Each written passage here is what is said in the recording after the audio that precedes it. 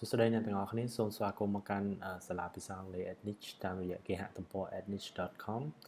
តាមរយៈ Facebook Page របស់សាលាភាសាអង់គ្លេស Ednich ឬក៏តាមប៉ុស្តិ៍ YouTube របស់សាលាភាសាអង់គ្លេស Ednich បើសិនជាអ្នកទាំងអស់គ្នាទុំតែមើលមេរៀននេះជាលើកទី1ខ្ញុំគ្រាន់តែចង់បញ្ជាក់ថានេះមិនមែនជាមេរៀនទី1ទេដែលសាលាបើសិនជាអ្នកទាំងអស់គ្នាចង់បានមេរៀនបន្ថែមអ្នកទាំងអស់គ្នាអាចអញ្ជើញចូលទៅប៉ុស្តិ៍ YouTube របស់សាលាភាសាអង់គ្លេស Ednich បានអ្នកទាំងអស់គ្នានឹងឃើញមេរៀននៅទីនោះចាប់ដំបូងពីសម្រាប់អ្នកដែលអត់ចេះទៅហ្មងក៏មានដែរអូខេអញ្ចឹងថ្ងៃនេះមេរៀនរបស់យើងដែលយើងកំពុងនិយាយនេះគឺយើងនិយាយអំពី prepositions ដែលគេប្រើជាមួយនឹងទីកន្លែងអញ្ចឹងយើងទៅមើលមេរៀនយើងទាំងអស់គ្នាតោះអូខេ prepositions of place add on in អញ្ចឹងគេឲ្យយើងរៀនប្រើអំពីប្រើ add on in នេះហើយវាគឺជា preposition ដែលប្រើជាមួយទីកន្លែង preposition នោះមកនិយាយជាភាសាខ្មែរគឺធ្នាក់អូខេអ្នកទាំងអស់គ្នាឧទាហរណ៍ I saw her at the bus stop can I meet you at the cinema អញ្ចឹង at ហ្នឹងគេឲ្យប្រើពេលណាគេឲ្យប្រើខាងក្រោយវាគឺជាទីកន្លែងមួយ is a place អូខេ at the bus stop or cinema right នៅ bus stop ឬក៏ cinema អូខេI saw her at the bus stop នោះមានន័យថាខ្ញុំបានជួបនាងនៅឯកន្លែងចំណតឡានក្រុងអូខេ Can I meet you at the cinema អូខេតើខ្ញុំអាចជួបអ្នកនៅរោងកុនបានដែរឬទេអញ្ចឹង at ហ្នឹងបើនិយាយខ្មែរទៅមានន័យថានៅឯកន្លែងណាមួយអញ្ចឹងណាអូខេទី2 Your books are on the table The painting looks nice on this wall អញ្ចឹងមានន័យថាម៉េចមានន័យថា on នេះគេដាក់ on the line ឬក៏ on the surface គេថានៅលើបន្ទាត់មួយឬក៏នៅលើផ្ទៃអីមួយឧទាហរណ៍ដូចតុអញ្ចឹងនៅលើវាមានន័យថាវានៅជាប់ផ្ទៃតុហ្នឹងណា on the wall មានន័យវាភ្ជាប់ដែរប៉ុន្តែជាប់ line ឬក៏ផ្ទៃរបស់ជញ្ជាំង The books are on the table អូខេសភៅនៅលើតុ The painting looks nice on this wall គំនូរនេះមើលទៅស្អាតណាស់ពេលដាក់នៅលើជញ្ជាំងអញ្ចឹងអូខេ Phillips in the kitchen Your bags in the car check in a place inside okay the place is not a line or a surface it has walls or sides right តោះឥឡូវយើងមើលគេថាម៉េចគេថា Phillips in the kitchen your bags in the car គេថា Philip ហ្នឹងនៅផ្ទះបាយកាបូបរបស់អ្នកឯងនៅក្នុងឡាន in a place inside គេថា in a place ហ្នឹង in ហ្នឹងមានន័យថា inside មានន័យនៅខាងក្នុងហើយកន្លែងហ្នឹងគឺមិនមែនជាបន្ទាត់ទេហើយក៏មិនមែនជាផ្ទៃដែរគឺវាមានជញ្ជាំងឬក៏ផ្ទៃអូខេផ្ទៃជញ្ជាំង side ហ្នឹងអញ្ចឹងមានន័យថាជញ្ជាំងដូចគ្នា in the kitchen in the car in the garden in park okay or town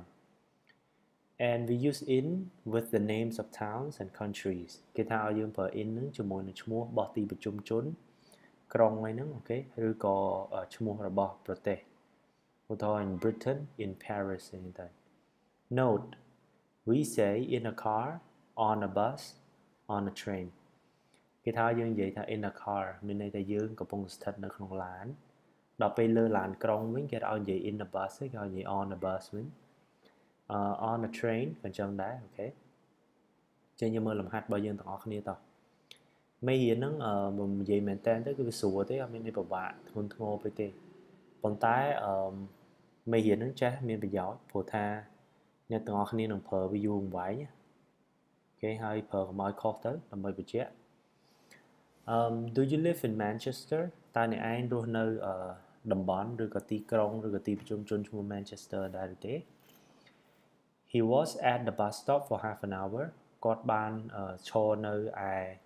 ខេកន្លែងឈប់ចាំឡានក្រុងអស់រយៈពេលកន្លះម៉ោងអូខេ